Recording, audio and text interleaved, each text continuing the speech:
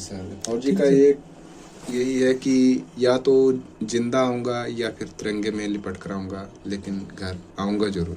Sir ये dialogues actually sir फिल्मों में ही अच्छी लगती हैं। हाँ जी, नमस्कार दोस्तों।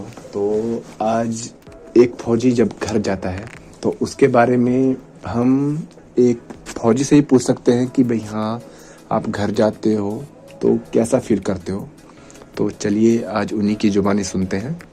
तो नमस्कार सर। नमस्कार। तो सर, मैं आपसे ये जानना चाहूँगा कि जब एक फौजी घर जाता है तो उसकी क्या क्या इच्छा होती है कि भाई क्या क्या करे। पहले तो सर आपको नमस्कार। और सर आप एंकर हैं तो शायद आप इस चीज़ को उतना बखूबी ना जान पाए, बट एक जो सर फौजी का जो दर्द है ना, जी हमने अक्सर सुना होगा कि आज ये स्ट्रेस में है, इसको स्ट्रेस हो गया। सर मैं तो कहता हूँ कि शायद हमसे ज़्यादा स्ट्रेस किसी को नहीं होगा। अच्छा। क्योंकि सर एक तरह से हम अपनी जिम्मेवारियों से भी दबे हुए हैं। जी सर। कि हम अपनी ड्यूटी से भी नहीं भाग सकते हैं। हाँ जी सर। ठीक है सर, क्योंकि इधर से भी प्रेशर है। ऊपर से सर रही बात आपने पूछा एक कि जब एक फौजी बंदा जब छुट्टी जाता है तो उसकी क्या क्या सर, वो उसकी आकांक्षाएं बस इतनी ही होती है कि घर पे जाए ना तो 2 वक्त का जो उसका टाइम होता है ना, उसको प्यार से रहने को मिले। उसके घर में जो है उसकी रिस्पेक्ट हो, ना कि उसके विपरीत है।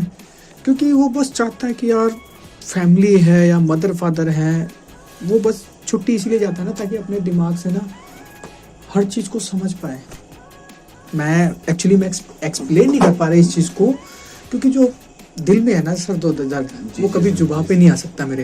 ठीक है। और आज तक कोई ऐसी कलम नहीं बनी या ऐसी कोई स्याही नहीं बनी जो उस दर्द को बयां कर सके। ठीक है सर।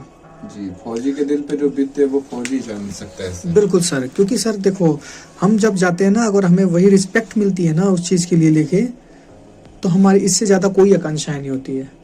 हम जितने वक्त के लिए जाते हैं बस हम हैप्पी रहें, हमें वो हमारे लिए बहुत है। उससे ज़्यादा हमें कुछ आकांक्षाएं नहीं है, हैं कि समय पे हर चीज़ हो, माँ से, बीबी से, बच्चे से, बाप से, हर एक के साथ सेम लगाव हो। वो फौजी बंदा हर एक के साथ टाइम एक्सपेंड करना चाहता है। वो इसलिए करना चाहता है कि अगली छुट्टी का कोई कंफर्म नहीं है कि मैं जिंदा आऊँगा या मुर्दा। जी, ये तो बात ठीक है सच है आपकी सर। जी सर। फौजी का कोई पता नहीं होता कि कब कहाँ वापिस आना लिखा है या नहीं लिखा है। वापिस हम आएंगे नहीं आएंगे ये भी गारंटी नहीं है सर। सबसे पहली बात, जब हम फौज में आते हैं ना तो सबसे पहले हमें एक चीज़ पहली इत्तला कर दी जाती है, बता दी जाती है कि ये मत सोचना कि आपकी अगली छुट्टी कंफर्म है।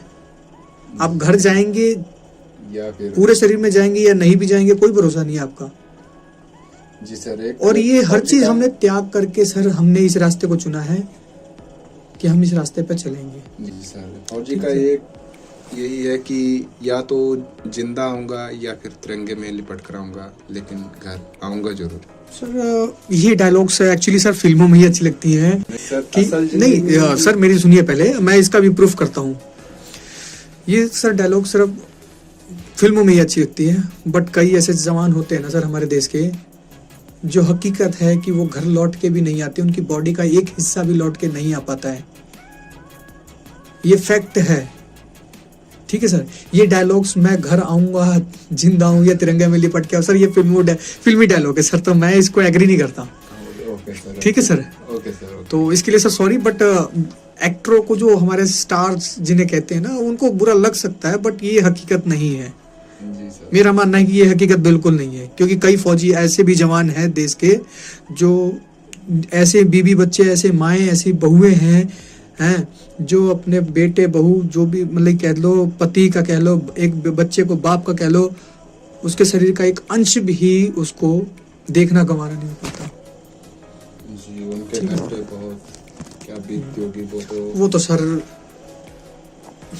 वो तो शहीद के घर वाले ही बता सकते हैं सर कि उनके ऊपर। बट मैंने जहाँ तक रियलाइज किया है कि मेरे ना होने के बाद क्या हो सकता है। सर कुछ बातें बताएंगे आप हमें इस बारे में? सर इसके बारे में सर कभी और बात करते हैं आपसे, क्योंकि ना कुछ चीजें हैं जो भावनाओं में लेके आना जरूरी है। ठीक है। चलो ठीक है सर, हमें आपसे मिलकर और बात करके बहुत अच्छा लगा sir. Thank you sir. Thank you sir. Okay, bye bye, जय हिंद। सभी दोस्तों को बाय बाय, टाटा। अगर हमारे फौजी भाई की बात आपको इससे सहमति मिली हो तो जो हमें ज़रूर फॉलो करें। धन्यवाद।